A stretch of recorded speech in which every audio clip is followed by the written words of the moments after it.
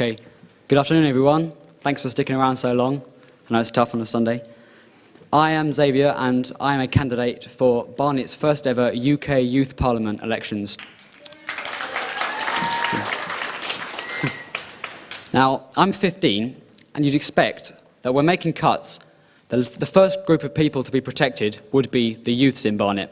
After all, we don't have any incomes, so we can't afford to pay for alternative services if Barnet cut the ones that are freely provided to us. In addition, the quality of our education and our well-being as under-18s will directly determine the success of Barnet in the decade to come, because we are the workers of tomorrow. If anyone needs any last-minute persuasion, just remember that we'll be paying your pensions. Judging by the group up there, it looks like we do already.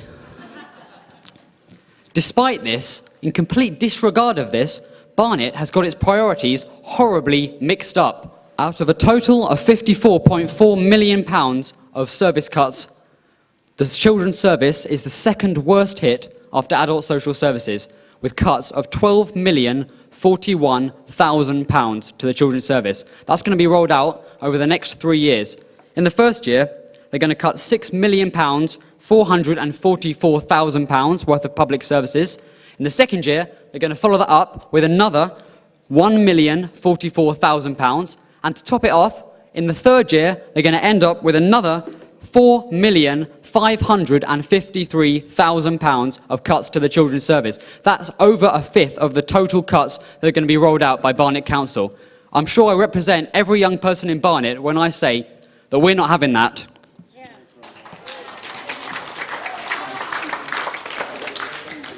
So that's the cuts, they're the figures. Now what about the actual impact that's going to affect us as young people in Barnet? Well, according to Barnet's proposals, they will, and I quote, "It will mean the closure of all youth centres, the ending of locally coordinated Duke of Edinburgh's and outreach work." They go on to say, it will reduce funding for the connection service located in schools.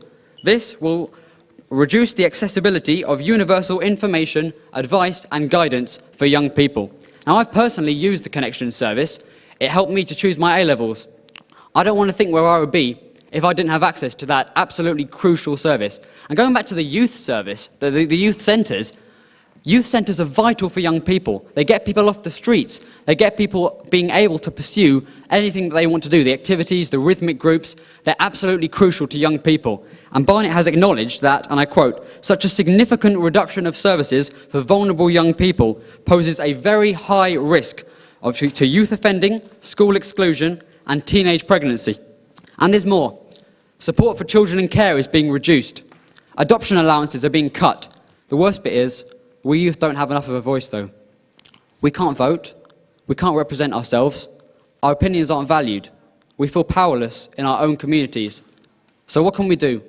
The first thing is protests and rallies and marches. And it's great to see so many people turning out today in support.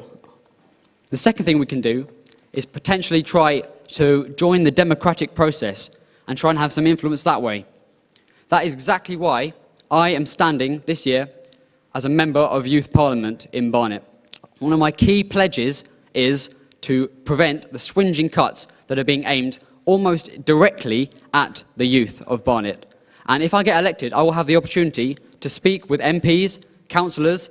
I will refer to all the opinions that everyone has voiced today, and I will make sure that One Barnet does not continue.